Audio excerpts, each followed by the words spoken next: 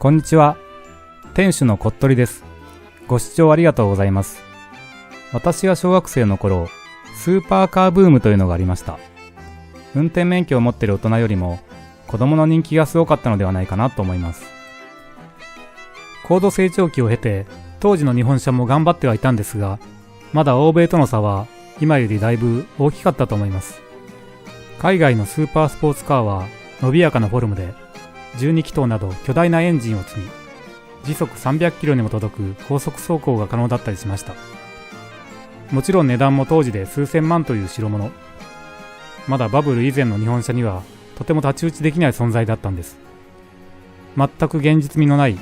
まさに夢の車だからこそ子供たちがハマったのかもしれませんね。子供の目からすれば、特にその圧倒的なデザインのかっこよさが魅力的だったんだと思います。ところが、当時そんな世界のスーパーカー市場に果敢に打って出た日本車が1台だけありました。しかもメーカーはトヨタでも日産でもない、全く無名の会社、ドーム。言葉の響きは外国語なのに、実は漢字表記というのが子供心にも衝撃的なかっこよさでした。しかもその漢字はまさに子供の夢と書いてドーム。その記念すべき第1作目となる和製スーパーカーが今回取り上げるドームゼロです。1978年3月、スイスで行われた第48回ジュネーブモーターショーでドームゼロが初公開された。当初展示場所は会場の片隅だったが、メディア公開日における反響が大きく、主催者の計らいで会場の目抜き通りにスペースが与えられた。日本の無名のメーカーが生み出した諸著作は注目を集め、市販価格も発表していない段階で、ブルメイ王室やアクションスターのジャッキー・チェン、メジャーリーグ選手のレジー・ジャクソンなどから20件近い予約オーダーが寄せられた。ゼロはロータスエスプリをはじめとする操作性に優れ、俊敏に走る中型スーパーカークラスの性能で、価格も1000万円程度を想定していた。ジュネーブ賞発表後、国内の型式認定を取得するために様々なテスト走行が繰り返された。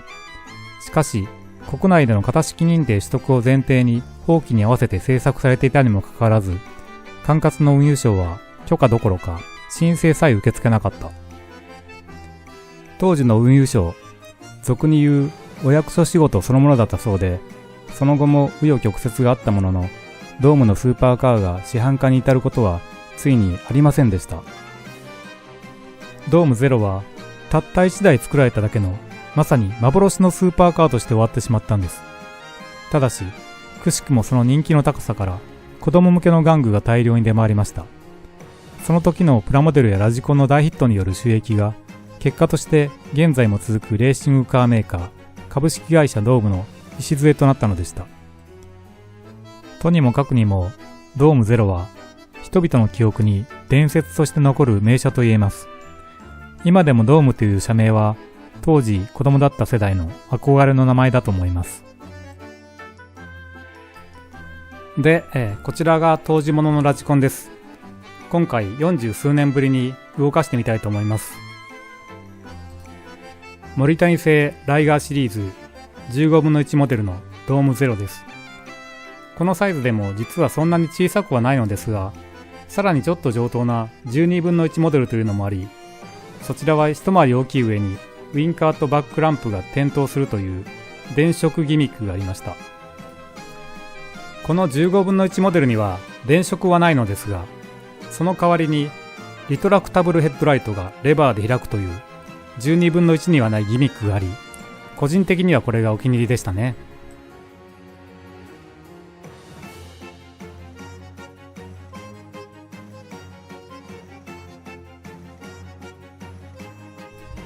とにかく電池がたくさんいります。重量の大半が電池という感じです。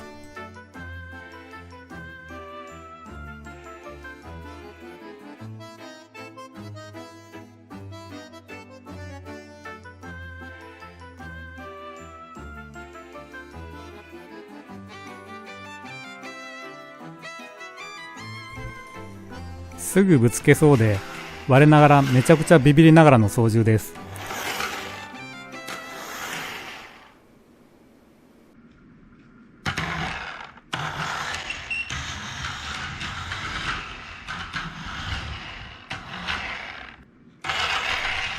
ということで、初めはこれだけの動画で終わる予定だったんですけど、懐かしがってるうちに私の中にこんな欲求が目覚めてしまいました。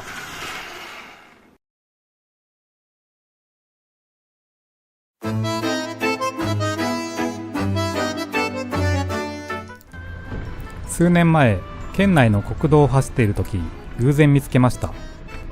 確か京都の左京区にあったはずのドームの本社が、こちら滋賀県の米原に移っていたんです。以前私の職場も京都だったので意識はしていたものの、その頃からドームはまさに近くて遠い存在。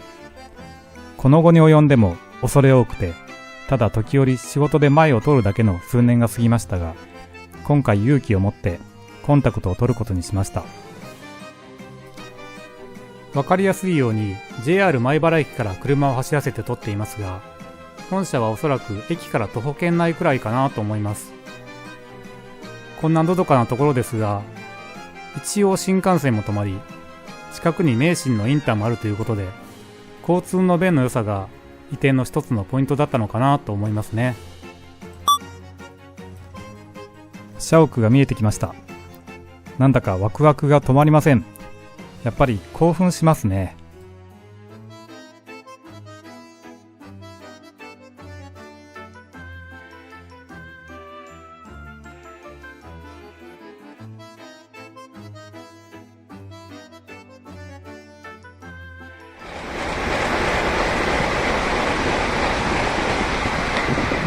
実は公園を挟んだ隣には新幹線の高速試験車両保存場というのがあり、鉄道ファンでもワクワクしそうな立地。もう乗り物好きにとっては地味にパラダイスみたいなところなんです。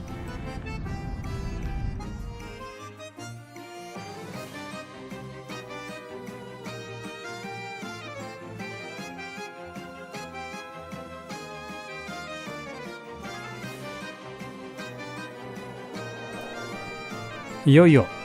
ドームさんのエントランスに足を踏み入れます。エントランス内のショールームです。ドーム製のかっこいい車たちが展示されています。今はレーシングカーメーカーですから、主にフォーミュラーカーやシルエットフォーミュラーが並んでいる感じです。そしてあの幻のスーパーカーに近づきます。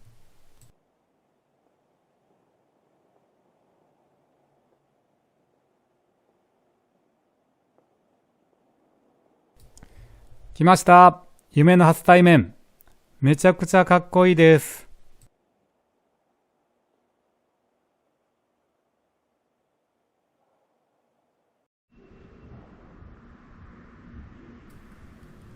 真正面からはこんな感じ。当たり前ですけど、おさわり厳禁です。とにかく見ましょう。ノーズのこのとんがり加減、半端ないです。ボンネットにはエンブレムがエンボス加工で入っています。そして低い車高。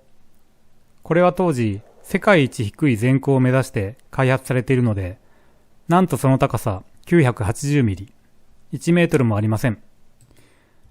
ガルウィングドアを開けてみたい衝動をぐっと抑えます。運転席内装は映ってますかね。基本直線基調なんですが、微妙な曲面も多用されていて、非常に綺麗なデザインです。当時も先進的でしたが、今でも十分斬新です。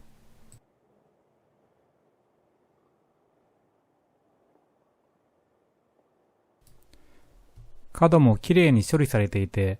勝手に思ってたイメージほどカクカク角張ってはいないんです。メタリックカラーもよく映えていますね。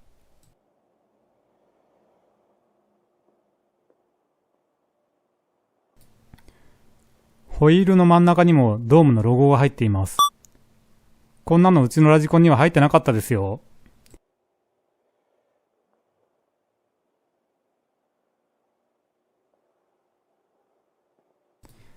助手席側からも内装を取っておきますね。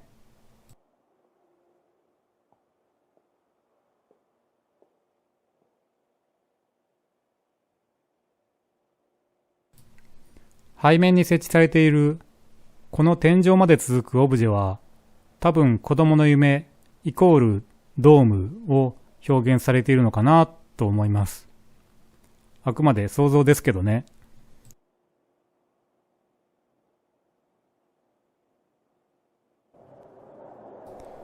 せっかくなので他の展示車両も少し紹介。といってもドームさんの本業であるモータースポーツについては全然詳しくないんです。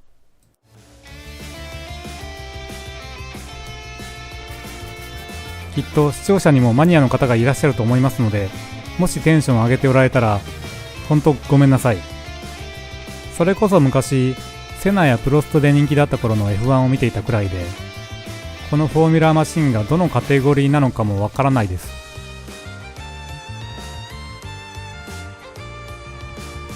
F3 とか F3000 とかフォーミュラー日本とかいろいろありましたよね。この黄色いマシンはジュニアフォーミュラーというカテゴリーらしいです。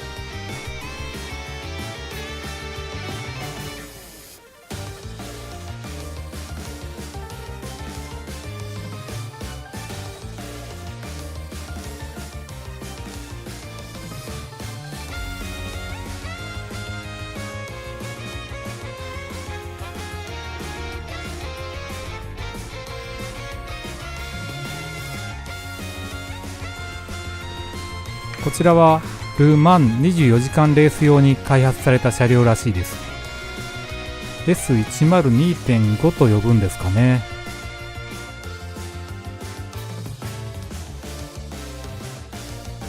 お尻のボリューム感というか迫力がすごいです。こういう形が強いダウンフォースを生むんでしょうね。下の部分には巨大なディフューザーがついています。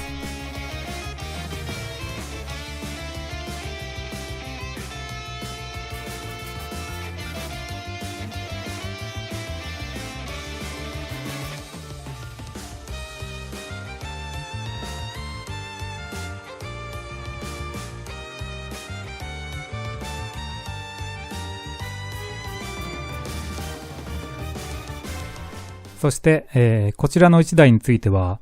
いわゆるレーシングマシンではないので、私もそこそこ知っています。ドームのもう一つの幻のスーパーカーともいえるジオット・キャスピタです。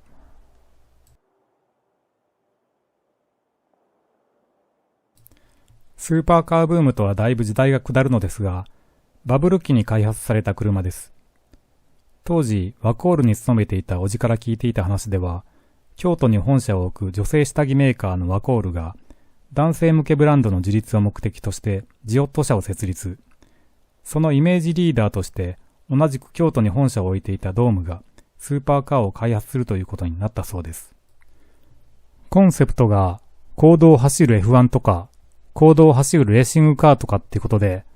その辺が本当にバブル期らしい企画でしたが、実現目前まで行ったものの案の定バブル崩壊とともに市販化は見送られてしまいました。まさに泡と消えたスーパーカーです。でもデザインは秀逸ですね。このグラマラスなデザインからしてバブル期らしい贅沢な香りがプンプンしますね。サイドにも社名が入っていました。中のシートも当然のようにフルバケットタイプ。もし公道を走れたとしても、コンビニやスーパーには行きづらそうですね。